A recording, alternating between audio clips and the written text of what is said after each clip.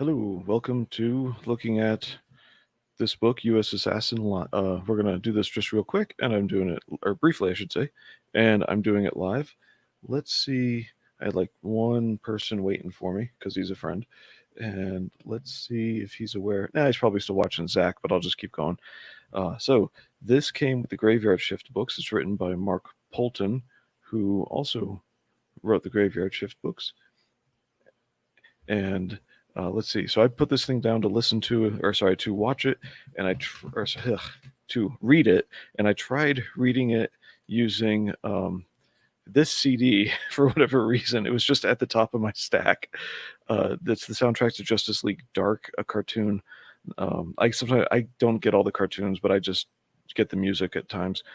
It's by Robert J. Crowell. Robert J. Crowell does a good job, but this was a mistake on my part in terms of the two don't match. Sometimes usually they go along really well, whatever soundtrack I pick, and just reading a book.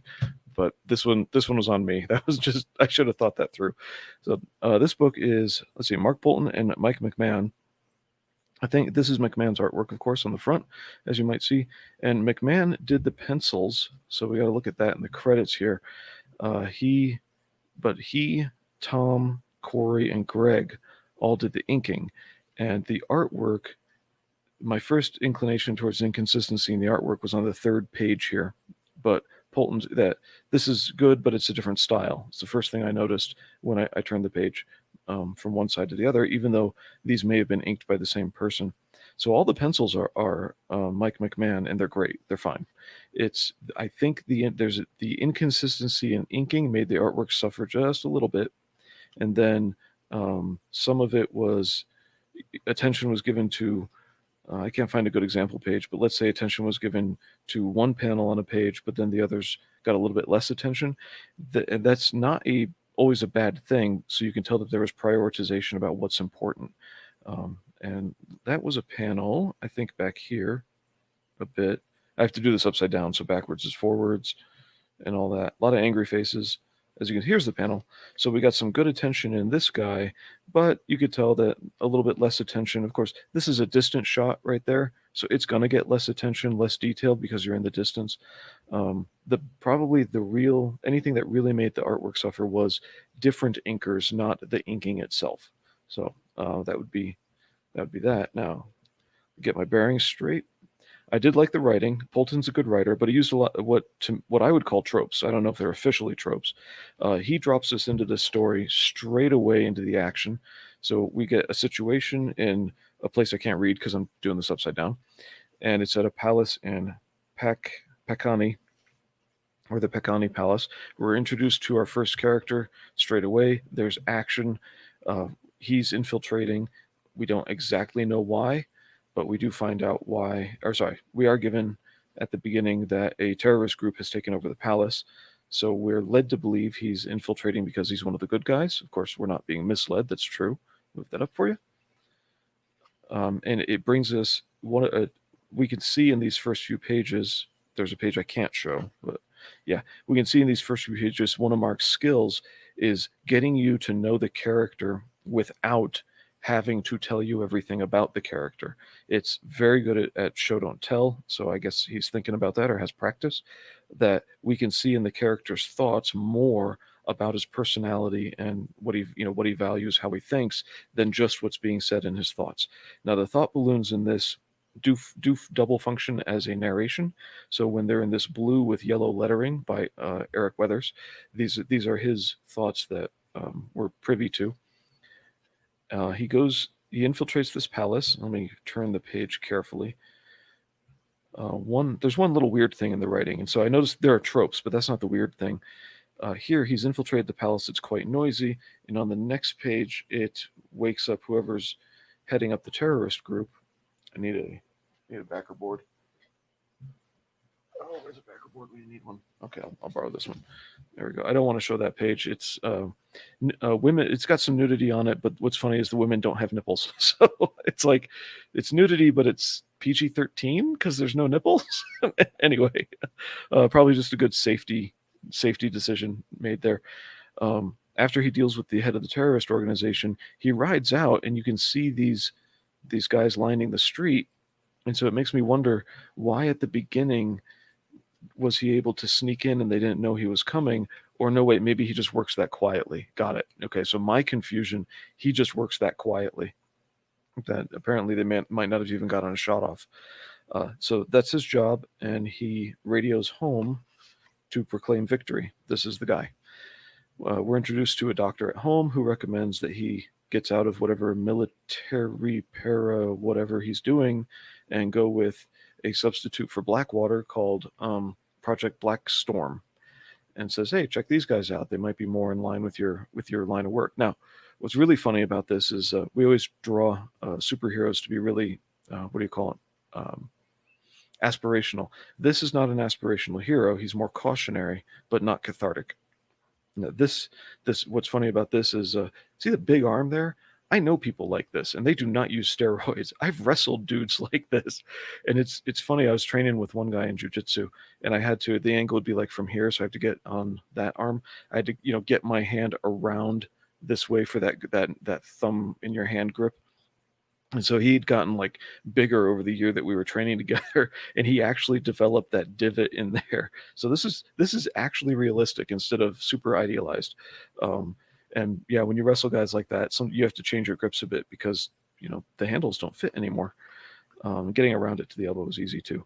So the one thing I noticed here, flipping page here, we're going from one scene to the next, and this might have been where the inkers all changed, is from one scene to the next. I don't know for sure, but what I do see we're back into the writing again, is he's really letting us see the man's character. Oh, I had names. Where did I write them down? Our main character is Joe Knight. So we're really seeing Joe Knight's character. He is a family man. He doesn't want, as he tells in very little dialogue on the previous page, tells the doctor he really doesn't want his family affected by what he does, so they don't know the details of his job, etc. And then he's sent to, we're not going to go through the whole book, by the way. He's sent over to Blackstorm, and in meeting Taylor Maxwell, the head of Blackstorm, he's introduced to Richard Govman. I think I wrote that down wrong, and it's upside down to me now. He's introduced to these guys, and I thought that we're going to get into a bit of a pissing match where it's the new guy over here in green being introduced to the guy who's been around for a while. Oh, you got to prove me to yourself. No, it's very simple. He just says, hey, go ahead and I've heard of you. This is great. You're here. They get introduced to the rest of the team.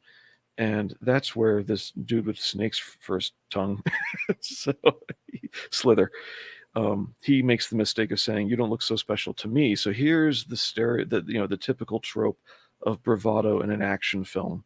That caught me in the writing of, now we're getting into more tropes, and why bother using that? And his reaction, of course, is to punch back, just like every action movie.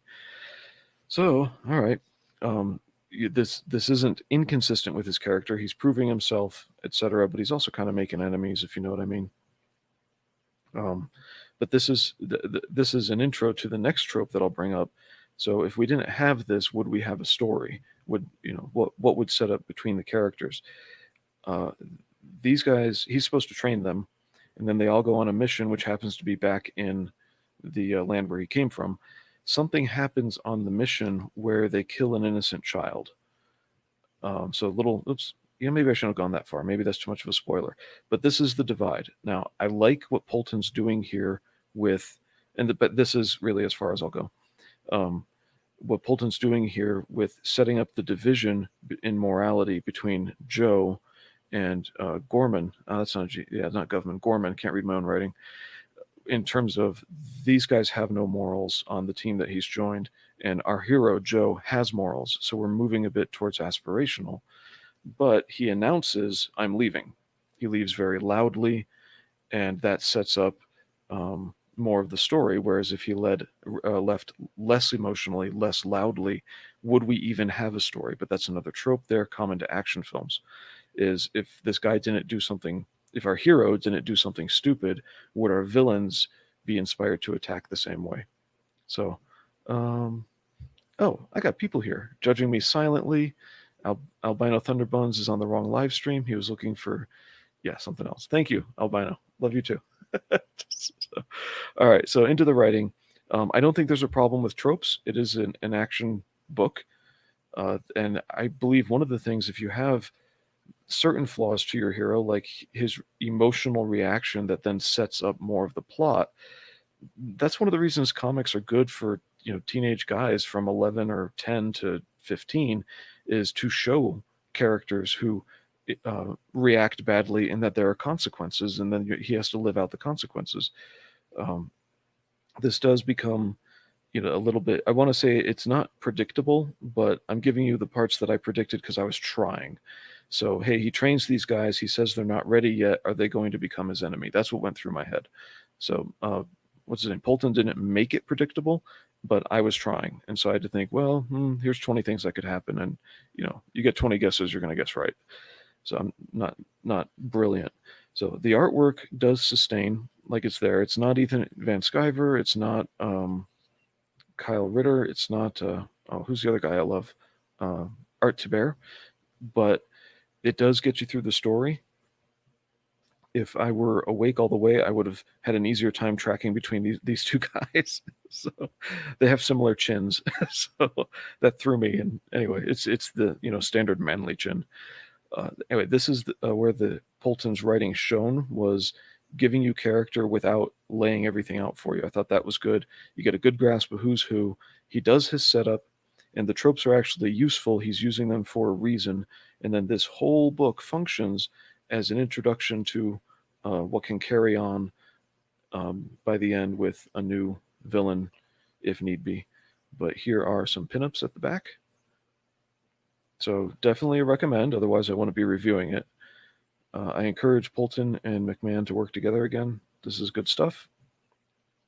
Again, the inking threw me, but then again, they had 4 inkers. That might have been it. So thanks for checking this out. I'm going to see if there's anything in the chat other than judging me silently. Thank you, Michael. And no, that's it. So I'm done. You guys have a good day. Take care.